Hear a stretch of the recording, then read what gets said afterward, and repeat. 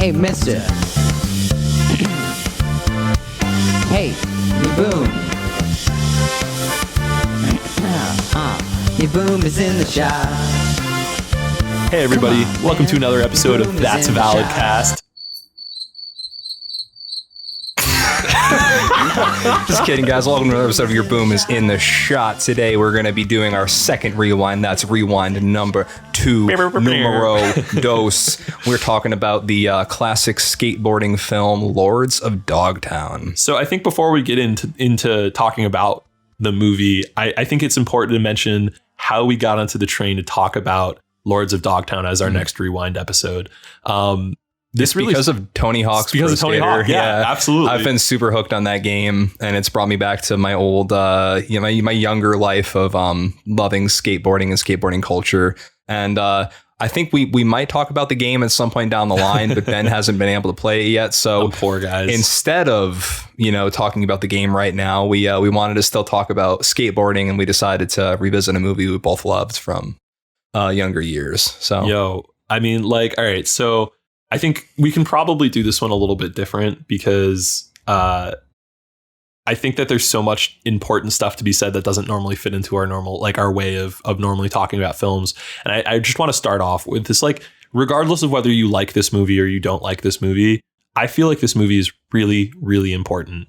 And at least it's important to me. And I know it's important to a lot of other people. Like the skateboarding culture, surfing culture, and alternative culture at large in a lot of ways. I think that what you say, alternative culture as a whole, I think this movie definitely captures that vibe. It makes you feel like one of the rejects, so to speak, in a good way. 'Cause I guess, I always grew up, I was not on the popular culture train. Oh, me neither. And we're both super alternative dudes in general.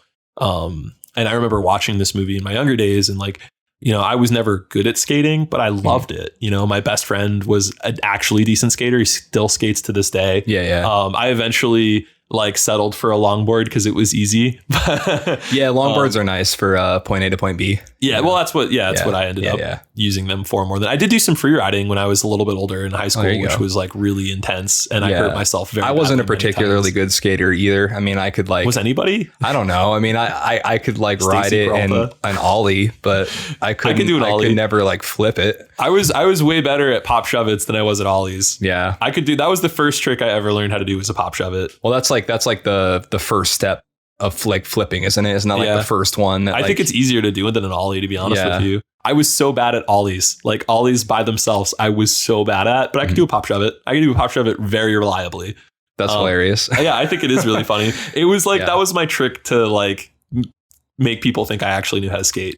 Well, but with you though, I wasn't that great, but I loved the culture around it. Yeah, that was very important to me in those years of my life. This movie came out when I was 11, and that was right in the throes of when I was really into skateboarding culture, and I was playing the shit out of the Tony Hawk games. I don't think there was a game I played more than those games during that era of my life. And just the music I was listening to, the punk and the rock and the metal. Skater punk was big in that way I was dressing. Early mid 2000s time. Yeah, even Green Day had a resurgence, I think, around that time with 21st Century Breakdown. Yeah, and also the way that intertwined with Jackass culture and stuff. And Tony Hawk, Tony Hawk's Underground 2 is a Johnny Jackass Knoxville game, and this movie has Johnny Knoxville in it. That whole was a whole wider almost counterculture at the time. In the early 2000s. Yeah, it's really it evokes these feelings of South Park, Jackass, and skater culture. That's what this movie that's middle school makes for me. Me feel. Yeah, right. That is middle school for me. I was a little bit younger. I think that was my late elementary school days with the Jackass and stuff. But still, you were right on the cusp of when your life was gonna totally change. Absolutely, culturally. Absolutely. And this is around the time that this movie became relevant in my life, was also around the time that I started to really go deep into things that I loved that weren't necessarily popular. This is when I started to really get into music, specifically alternative music. This is when I really started to get into fantasy beyond what was on TV. This is around the time I was starting to read more serious novels. And I think that there are all of these little little parts of my life that always seemed so compartmentalized in hindsight, that like really big parts of my childhood. Oh, yeah. And I think like skating was one of them. And this movie is like a rite of passage. Like, I feel like watching this movie was like watching where it all started, you know, watching where this culture that, you know, became a safe place for me really came from, and how like all of those dudes in this movie were just like 1970s versions of like, yeah, they're just like disaffected teens. Yeah. Who like, you know, found an outlet in like hanging out with other disaffected teens and like, you know, doing this fun thing they enjoyed, which was surfing and then skateboarding. Yeah. And there's also kind of like an interesting thing because I think there was a little bit of resentment growing up for me because like, it's like that West Coast, East Coast thing, you know, like I am an East Coast person down to my blood. Like it is who I am. And, you know, when I started listening to the Wonder Years, which is like one of my favorite bands of all time, for those of you who don't know, there's like songs where Soupy talks about, Soupy's the lead singer and songwriter in the Wonder Years, and he talks about being like an East Coast person and like having like East Coast blood. And like I resonate so much with that. And Lords of Dogtown is such an iconically West Coast phenomenon. Yeah, like, it really is. Well, Dogtown is Venice in general. Yeah. Yeah.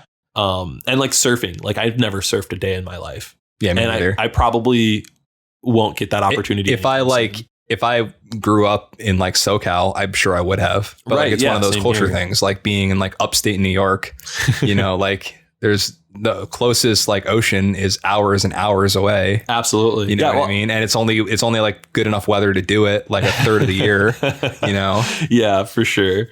And we don't get the same kind of waves that they get in the Pacific. So it's like a whole different thing. But I think the skateboarding part of things really was like important. Well, it's like they say in this movie, man, like, you know, the whole world has, you know, pavement. You know what I mean? Like somebody says something the endless like that. wave. Yeah, exactly. That's like amazing. So with all of that like crazy preface about the importance of this movie, if you couldn't tell, we really like it. Yeah, we do.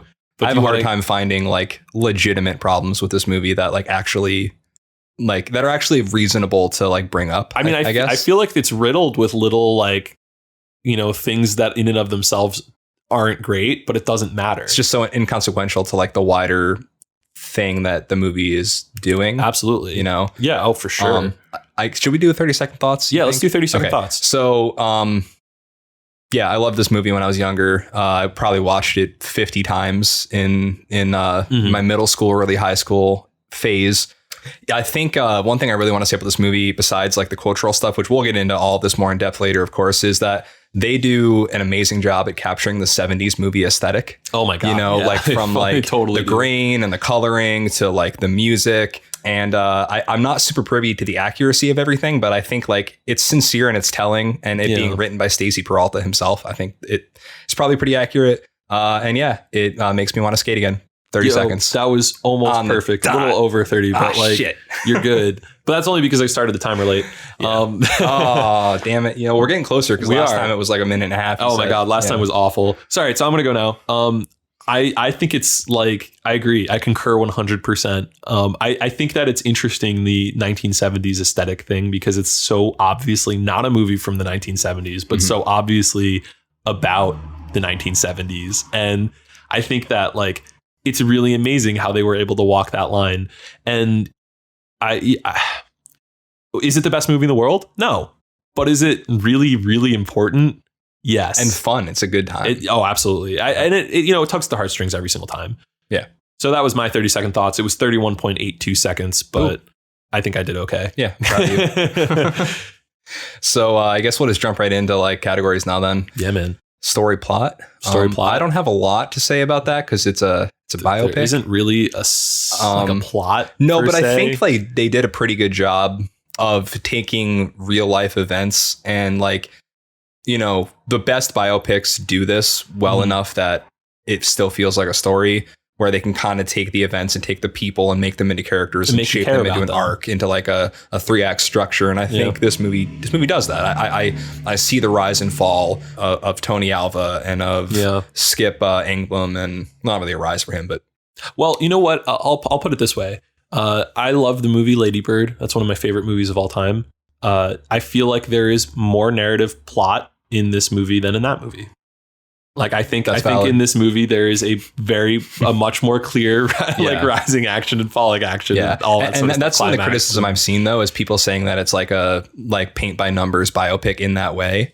That you're like, oh look, it's the rise and fall, and it's like whatever, but it's still what happened in these people's lives. Like, you know, like Jay Adams actually was trying to like take care of his mom, and then was like really probably like the greatest skater ever, but like just didn't care to like follow it from a business side. But then like Tony Alva did, and Stacey Peralta did his own separate thing, you know, that led to like really important things for the you know, sport down the line, like forming higher existence of skateboarding, like for the rest Bones of time. Brigade, and like signing like a young Tony Hawk, and you know how important that would end up being.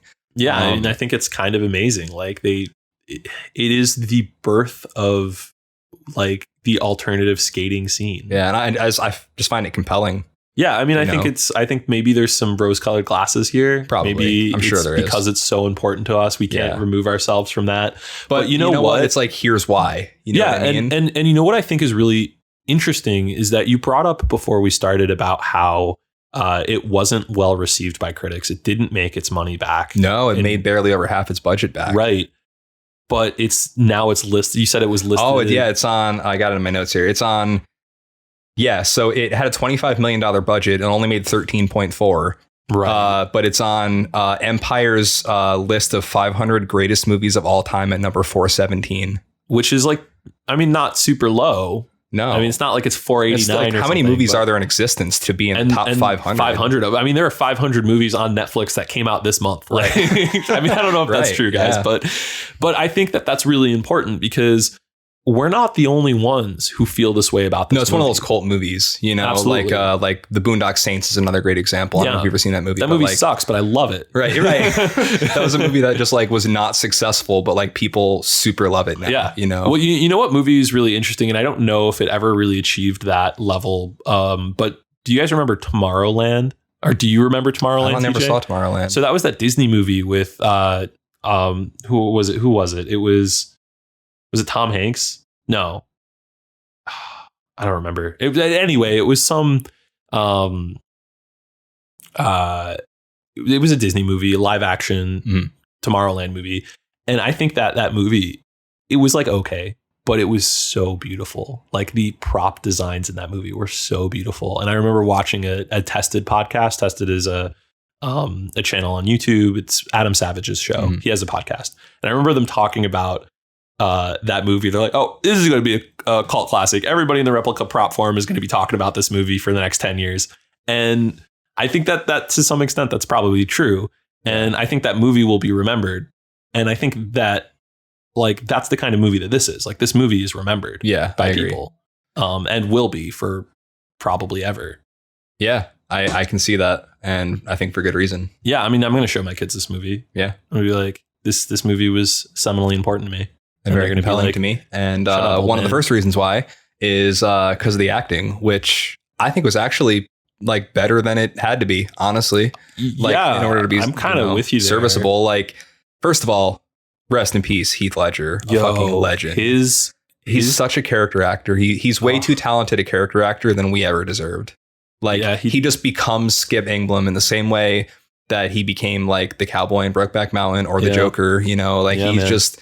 And he plays this character that like in less capable hands would have been such a caricature of like 70s stoner dude, you know, like, and he's Skip Engblom, by the way, if anybody isn't like aware of which character he's playing. He's the Zephyr owner. So much larger than life in that movie. Yeah. First, like he turns this like deadbeat shop owner with like a terrible attitude who only cares about himself and made that so he's like sympathetic because he's so sad. You like love and hate him. It's amazing. You like, because there's also this like in the early parts of the film when they're all still kids and before the Zephyr team is really started, you kind of like you hate him, right? Because he's awful to Sid, he's awful to Stacy, but like he's like kind of this like older brother figure to all of them, even the ones that he's not nice to, like even to Sid especially. Like they constantly like he's still giving Sid a job, but but I mean, he's not paying him, but, no, but he's kind of letting him be part of something like that. Right. That kid so easily could have just been like a weird kid with like an ear problem that everybody pushed to the side in the 70s, you know? Yeah, right. But you know, Sid is cool, so he gets special. Put him on the team. Yeah, they put him on the team. You know? And he's not even a great skater. I mean, he's good, but like, well, they make a point when they go to the first bowl. He's like the only one that can't do it. Yeah, right. But I think that's really interesting because it's those little things that, and the way that, you know, Skip talks and the way that Heath Ledger talks as Skip to these other actors that really make it feel genuine. And I think it takes a lot to do that in a movie like this, especially one that's so stylized, because this movie is like aesthetically really over the top. Yeah. And I think that like when you see that, you almost expect the characters to be caricatures as well, and they're not.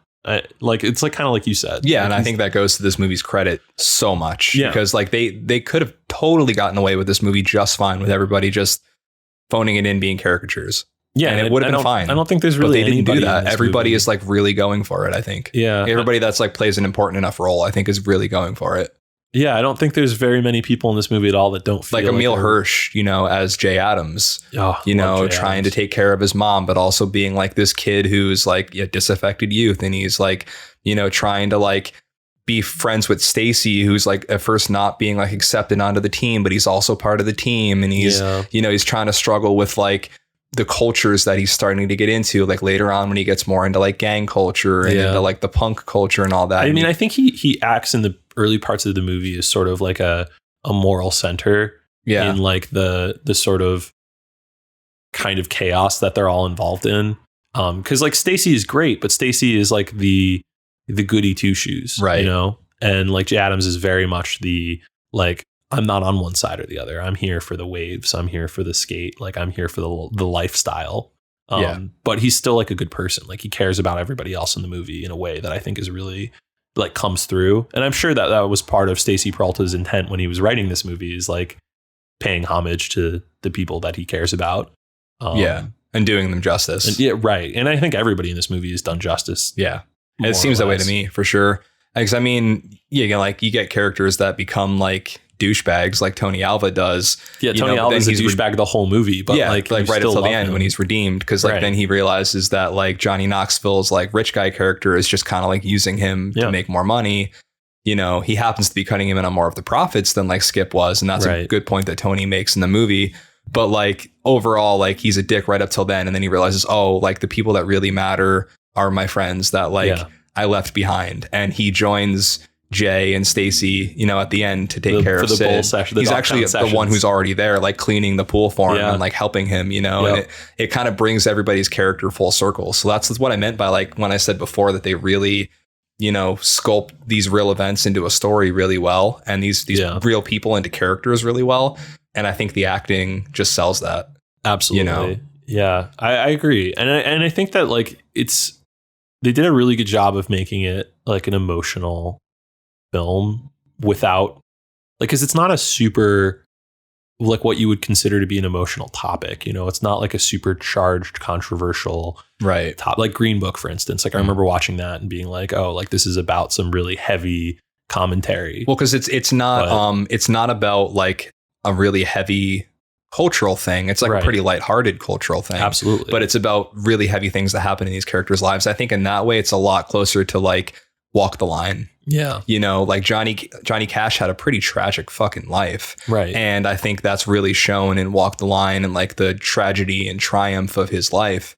And I think these guys are very similar in that way. A lot of tragedy, like a lot of tragedy, but also a lot of, you know, triumph. You know what I think is really what it really shines through, just like on the thought of East Coast, West Coast stuff. I feel like that movie really portrays the West Coast as like a polished turd. And they say that they're like he's like, this place is a shithole and it's paradise. And it's paradise. You're right. Yeah, exactly. And I think that like they capture that in such a brilliant way. Well, it's like they're riding through like bombed out alleyways covered in graffiti and there's garbage everywhere, all the way down to like the ocean, and it's beautiful. But even at the ocean, it's like a fucking shitty pier that gets burned down. Yeah. Yep. You know? Yeah. And then it's like, and all of them are like, you know, well, they're all like poor, basically. I mean, they're all like growing up like in super shitty conditions for the except most part. Sid, who's Except like, Sid. they make it a point that he's like a rich kid. Right. Yeah. But he has his, you know, his you know, well, he has his own struggles, you know, his own problems. Yeah. Right.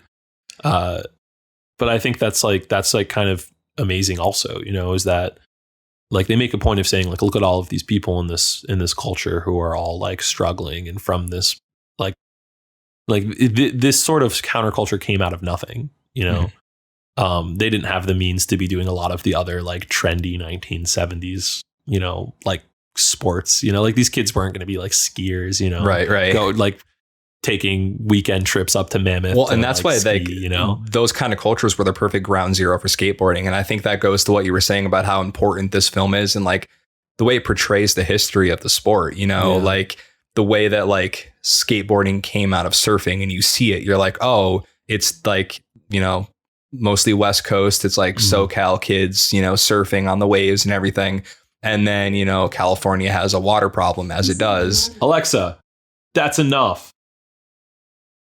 I swear to God, Fucking I muted Alexa, it. bro. I fucking muted it before we started. You did twice. Twice. Yeah. I'm sorry, guys. Anyway, you were saying. Fucking Bezos, get it together. So It's always listening in. Yeah, well, do be like that. So, yeah, I mean, and it makes sense seeing like the way that surfer culture, the waves, the ocean, the pier, all that stuff kind of like intersects with like, you know, the concrete jungle of it all, right? Like the, you know, these kids that are just like in these poor neighborhoods, but there's, you know, they're riding down the streets. Like when it opens up on like, I think it's Tony that's riding down the street in the beginning. He's like riding down the hill, if I remember. Yeah, it's Tony because he leaves the house and his dad like yells at him. Oh, yeah. Yep. And it's like he's riding and he goes to ride up to the intersection. Like he might get hit by a car if that light doesn't turn red. And they play it for a second where it's like he's waiting and ultimately it turns red. No, he's waiting for it to turn green. He's waiting to get the green, for it to turn green on his side, but red on the other side. Yeah. So he doesn't get fucking plowed. I think that like one of the things that I picked up on that scene is that like I think it, to me, it read like he knows what he's doing. Like this is his area. This is his like stomping grounds, because he knows it so well. He knows exactly how long it's going to take for the light to change. Because he sees the light at the bottom of the hill and then he's like, and he waits, and then it changes to red, and then he's like, all right, it's time to go. Oh, and then I didn't even read it like that, but you're right. Yeah, and then he bombs down the hill, and he's still humbled by the pebble that fucks him up. Yeah, right at the end. Yeah, he fucking hits the pebble. Doesn't that set up his just whole when he thinks he's so for the cool, whole fucking movie? He's like, the pebble's just like, you're not that cool. It's like subtle foreshadowing for the whole fucking movie. Oh yeah, is like he's just full of himself the entire time, and like the entire time it's like waiting for him to get his comeuppance. Yep, and he does, and then he gets humbled. As do them all in their own ways. Yeah, they really all do. But like that being said, acting was great. Yes, and so was the cinematography. I thought the cinematography was awfully hilarious. But like, so when I say cinematography, I don't mean like, you know, so much like the shots themselves. I mean, there's like, you know, handheld shots and a lot of those weird like shaky zooms. A lot of handhelds, a lot of shaky zooms, you know, stuff like that. But I mean really more of like the coloration and like they just bought some huge yellow lights, and then every time they were doing a night scene, they're just like, we'll just shine yellow lights on people. But like that's such an old movie thing to do. Like, all this stuff is like the way like the colors are desaturated, the shadows are deep, there's lots of film grain, you know, again, like the handheld, and there's a lot of character to the different places they're in. In the early movie, like they definitely use color to say like what type of place that these people are in. Because like in the beginning, they're surfing at that burnt out pier, and it looks like it's very like blue and it's gray or gray. It's like it's so desaturated. It looks like a war movie. Cool toned gray. Yeah, you know? I wonder if it was film, if they did like a bleach bypass on that shot, because it looked like. I'm sorry, I'm getting a little nerdy here. Give me a 1-sentence definition on that Ben term. All right, so a bleach bypass is a process for film development when you're developing negatives where you skip the bleaching process, which is a step in film development that makes the color appear saturated. When you develop color film and you skip the bleach process, you end up with the desaturated look that you get in movies like Saving Private Ryan. That very warlike, like certain tones will come through, but some of them will really model out into like a gray stony color. Like in this one, a lot of skin tones come through and a lot of like the oranges and yellows will come through, but everything else is generally pretty bland. I don't know if they would have done this like a bleach bypass on every scene. Like the only scenes that I feel like they really would have hammered that in would have been like the pier scenes when they're on the ocean. Because it seems to me whenever they're skating for competition, everything is super saturated and very bright. Whenever they're skating in anywhere that's like quality, like once they start making money, it definitely becomes more saturated in my that's true. in my memory. But like whenever it's nighttime, it's still super saturated, but it's super saturated in a different way. Like there's like the scenes where they do like the nighttime partying or when they're like sneaking out.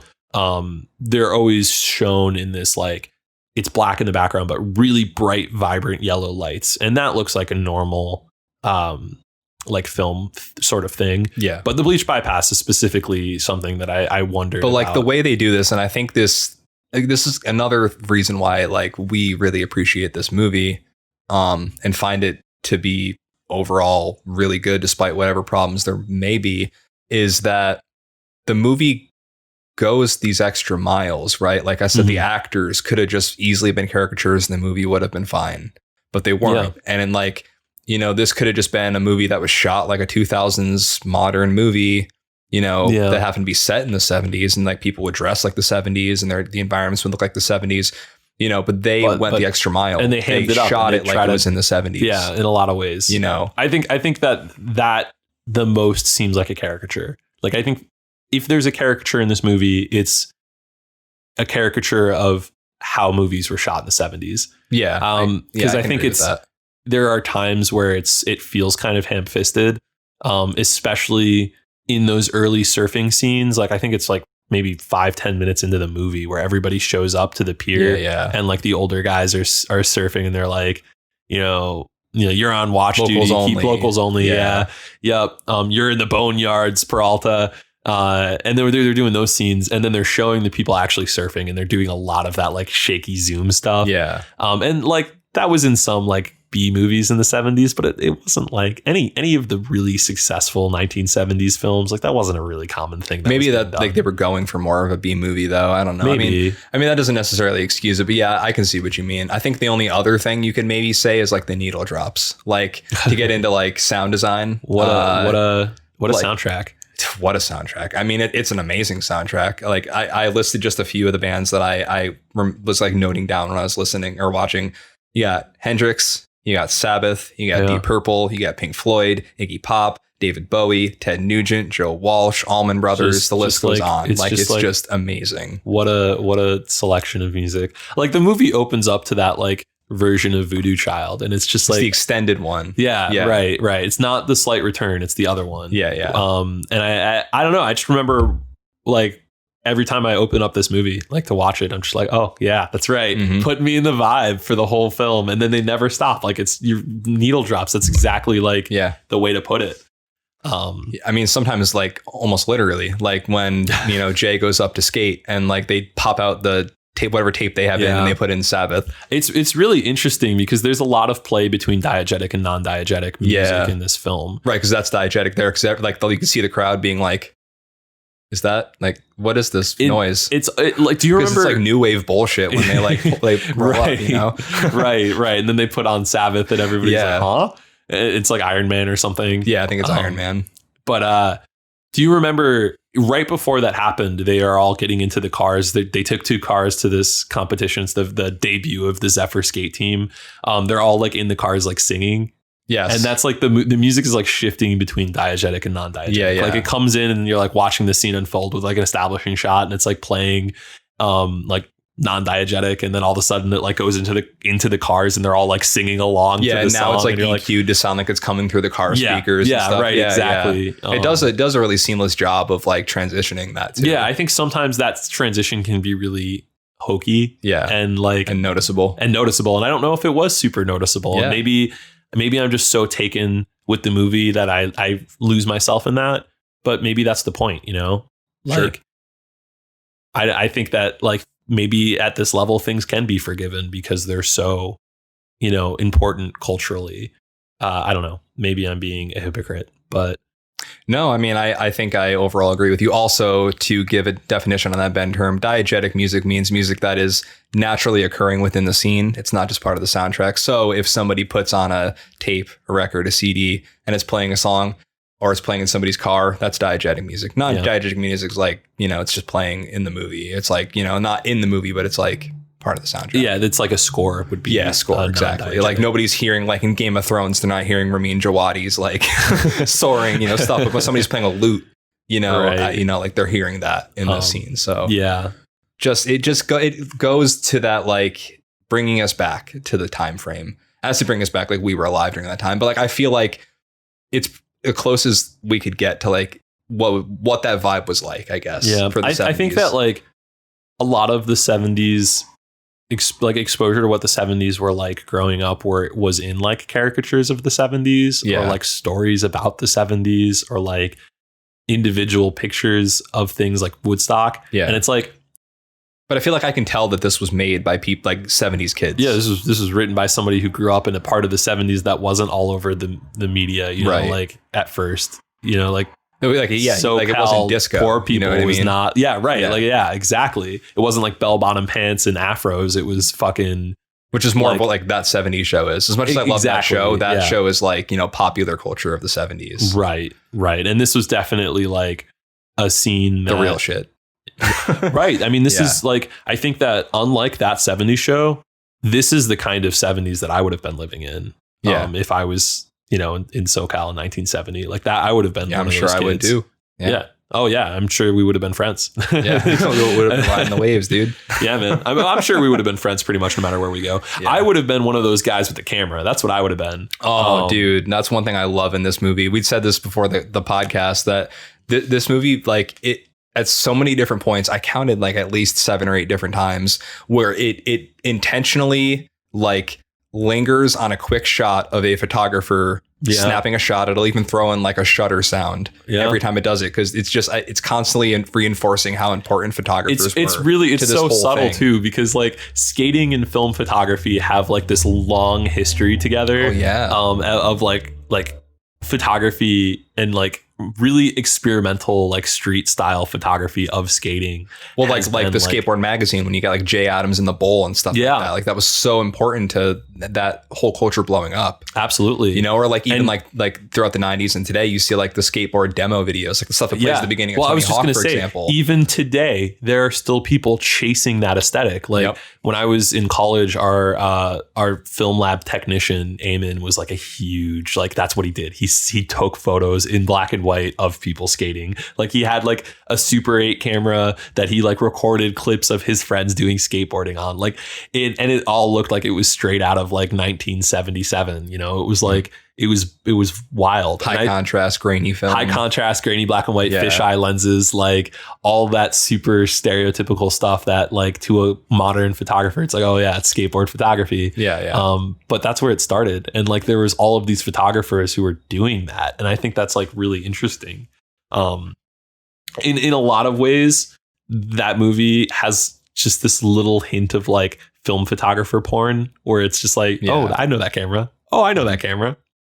Oh, I wonder. You kept saying they're like, oh, look at him with the Super 8. Oh, look, he's got a Pentax. Yeah, right in the beginning, they're skating in the the storm drains, like the storm channels that they have out in the West that we don't have here, and the guy's just like snapping pictures on a Pentax, and I'm like, oh, haha, I have a camera just like that. Yeah. And then they have like, multiple different like photo shoots. Oh yeah. Like the first one, probably most important one, is when like the Skateboard magazine people come to like the pools. Oh yeah. And they're like telling like Tony how to pose. Oh yeah, do this thing, do that thing. Oh, awesome. Yeah. Yeah. It's just like the movie didn't have to do that. No, it didn't. But it went that an extra important mile. part of skate culture is that photography section. Like that whole, like even when you look at like video games, right? Like I just, this photography and skateboarding thing go hand in hand in a way that like I never realized until I was older, but is so important to me, like in my identity. Like my best friend was the skater and I was the guy with the camera when I was a kid. Yeah. That was like, if you've ever played Skate, like Skate is done from the perspective of the guy holding the camera for the skateboarder that you're playing as. And I think that like that wouldn't have happened if there wasn't such an important like sort of cross section between like photography and film and skateboarding, because they're so important to each other. Yeah.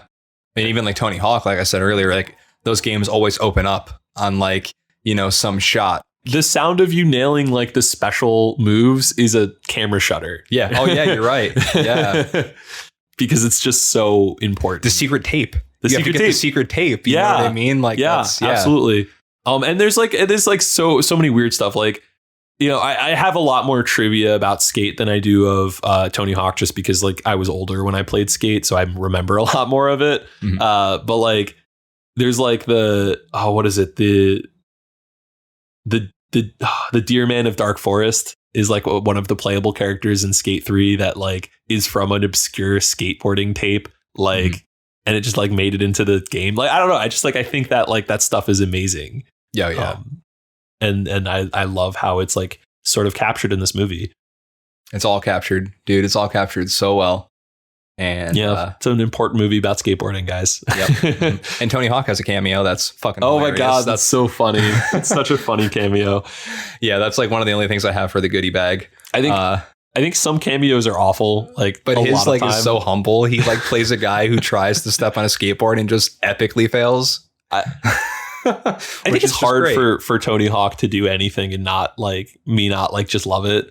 Yeah. Like every cameo I've ever seen him in, and he's in a lot of cameos. Like he's probably in more content from cameos than like actual footage of him skating. Like I think every Jackass movie has at least one prank where like the camera will point over and it'll just be like, there's Tony Hawk in the corner having a beer. Yeah, and then it'll go back to like the prank. That's really funny. He's in I think he's in Video Game High School too, which is like a Freddie Wong series that was originally on YouTube. It was like a web series, and he's like, there's like a game show about the president. He's like the host. It's like really, she's just in like all kinds of weird places, and I fucking love it. And he's having a resurgence now, which is awesome. He deserves it. He's a really wholesome dude. Well, I know for like a while there was like the whole like meme of like Tony Hawk's existential crisis. It was like Tony Hawk with like if people would like, it's like, oh dude, has anybody ever told you look like Tony Hawk? Yeah. Wow, I didn't expect Tony Hawk to look that old. Yeah, me neither, kid. Or people yelling at him to do a kickflip. Yeah, and like he's just embraced it so much. Like there's a video that he put up like I think a few months ago or maybe a year ago where it's like Tony Hawk driving through San Diego yelling at kids on skateboards to do kickflips. That's amazing. Like he just embraces a kickflip. Is he like, has he ever been able to do he's a vert skater? Oh yeah. No, he actually, there's this video, I think it was maybe Wired that did it.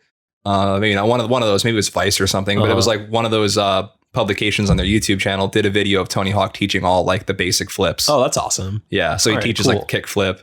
And I mean, it would be silly if he didn't know how to do those things, but he is like a vert skater. Like that was his. Well, yeah, that's his like thing. Yeah. Well, the 900, dude. Yeah. You know, I mean, that's what blew him up. Was like he was the first person to land the 900, and he did it at the X Games. Yeah. I mean, like none of this happens without Tony Hawk landing a 900 at the X Games. There's no Tony Hawk Pro Skater. No. There's no Tony Hawk Underground. There's no all of the other Tony Hawk games that came after that, and all the kids who grew up with that music because it's in those games. Oh my God, you know dude. What I mean? Video game, it's amazing. That was to all of our musical development. It's amazing how much video game music affected my like later music tastes. Like Tony Hawk and Burnout. Oh my God, dude. Here's all the music. Can we do an episode about Burnout 3 Takedown? We should. I feel like I pray every night to the whatever gods there are that they bring Burnout 3 Takedown back on PS5. Oh my God, they brought out Paradise, which is like, dude, Takedown's so much better than Paradise. I know, it's so much better. Not even, it's no contest. Like in so many ways. Like I just remember the radio, right? It was what was the guy's name? It was like Silver Lake Radio, and like it was this fucking like early 2000s like punk DJ guy who was just like, yeah, now it's time for like Paper Wings by the Rise Against. Bam. Yeah. And it's like, oh, all right. But you're also like, you know, when you're like a 12-year-old fucking kid and you're just like driving these super fast cars, like blowing shit up, crashing into people. Yeah, and there's just like fucking jamming tunes in the background. And it was exactly like the skateboarding stuff. Like it was like so adjacent to that. I think that I have every single song that's like available that still exists from that soundtrack downloaded on my phone. Like I think I have every single one. Like even some of the obscure ones, like what was it? It's like 416 by Silent Drive, which I don't know who that band is. I don't know anything about them. But that song, that song, yeah, it's on my phone. Yeah. And it's really great because just like Tony Hawk Pro Skater, and there's a couple of other games that were big, like MX versus ATV Off-Road Fury 2 was another song game that I remember having a really great soundtrack. Oh, is that the one that had planes, man? It had planes and helicopters and ATVs and MX. No, for music it had what's that one song? I don't remember a lot of the by songs. Trust Company. Oh, I don't Downfall. know. Yeah, it was that probably. MX I don't remember ATV too, because I remember that song being in one of those, and like that was. I remember all the songs on that game. Like I remember going into the free ride like mode in that game because I only did the the story stuff to unlock the vehicles so I could go on the free ride, listen to music, and like do insane like tricks, Yeah. But I remember the song I remember from that most clearly is Give It All by Rise Against, which was another Siren song in this counterculture song. And like as an adult, I remember like getting into, well, not an adult, but when I was in like middle school, high school, and I started to get into more music and like stumbling upon stuff through various channels, and getting into Rise Against and being like, oh, I remember that, and then song. being like, oh my god, this was song? the song that was on. Like I remember that happened to me with Motion City Soundtrack. I like fell in love with Motion City Soundtrack in like high school, and then discovered that My Favorite Accident was one of their like earliest like released songs. Or like for me, like late elementary and into middle school, I got super into Papa Roach.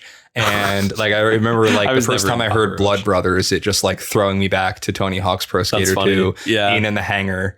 Yeah, absolutely. Dude.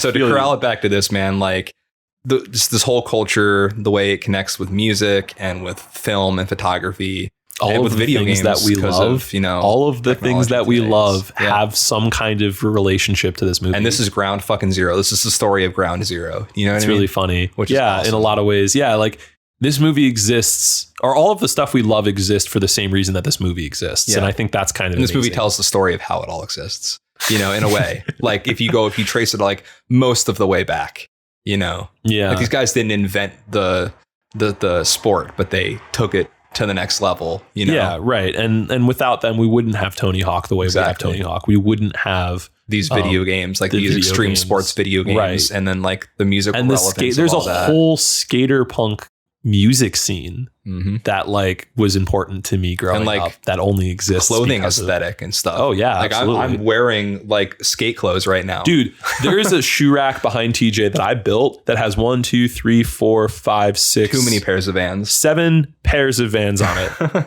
Too many pairs of Vans. Yeah. And then I've got some Doc Martens in the closet. So I you got to crossover, dabble in everything. Dabble in a little bit of everything. Yeah. But. I mean, I'm wearing like my skater jeans and skater shirt, but I'm wearing like all white Air Force Ones. You gotta dabble. You know what I mean? You gotta dabble. It's true. It's true. Oh, one thing I want to say really quick before we wrap this up. I found this out in my research that Fred Durst almost directed this film. Oh wow! I wonder what it would look like. And so did David Fincher. Oh, I wonder what it looked like. Before it finally landed to Catherine Hardwicke. And I just find it hilarious that Fred Durst especially was like, I'm going to direct that movie. Like, what are a couple of other movies he's directed? He's only directed one movie. It was just like a couple of years ago. It was like this movie with John Travolta, and it was a disaster. Fred Durst, if you guys don't know, is the singer of Limp Bizkit. That explains why I had no idea who you were talking about, and I just wanted to pretend like I did. All right, that makes sense. And then David Fincher is like obviously an actual like real director, right? But, right. It would have been a very different movie with him too, though, for sure. Yeah, but yeah, I guess we don't really have to give final verdicts. I think we've pretty much given our verdict throughout the entire thing. This movie's awesome. If you have even a fleeting interest in skateboarding and alternative culture, in any of the stuff we've talked about, it's worth. I wonder how many people are going to watch this movie and just be like, oh, not that interesting. A lot, I'm sure. That's probably why it only made half its budget. But like the people who like it was made for eventually found it and loved it, and that's why it became like a cult movie. I think so. I wonder how many of our like under 18-year-old subscribers are going to listen to Fucking this none and of be them. like, I have None no of fucking them. idea. Everybody who what listens to these this guys are talking episode about. is either going to be like, if they're young, they're going to be curious, like, oh, what's that? But most likely they're going to be our age or significantly older. Probably. You know? I think a lot of our viewers are probably younger than us, so I'm curious to see what they get out of the this. right thing, right? Like, aren't you Yeah, supposed for to sure. like, you know, target the youth because they're the I ones guess. like, you know, they're going to stick around the longest. yeah. They're the ones driving Guys, the sales, man. I think we're wrapping this episode up. Yeah. So let us know how you feel about it. Let us know if you've ever heard of this movie before. If you're a baby and you haven't seen it, let us know. Watch it. Give us your feedback. Let us know if you agree. I would love the feedback of like a younger person who didn't grow up in like these same subcultures that we did. We unfortunately don't have somebody who's seen this movie who isn't like a part of our age group to like talk about it. I probably should have messaged my little brother and had him come on. He probably would have been like, this was fucking stupid. Oh yeah. Granted, he might not have gotten it, or he might have loved it. He might have it's been hard like, whoa, to and that might have say. sparked a whole, you know, rabbit hole for him into this culture. But Yeah, who knows? so let us know, guys. Yeah, let us know. Yourboomisintheshot at gmail.com. I just talked over you, so it probably sounded like a bunch of gibberish. Peace out, motherfuckers. Your boom is in the shot. Come on, mister. You boom. Come on, man. You boom.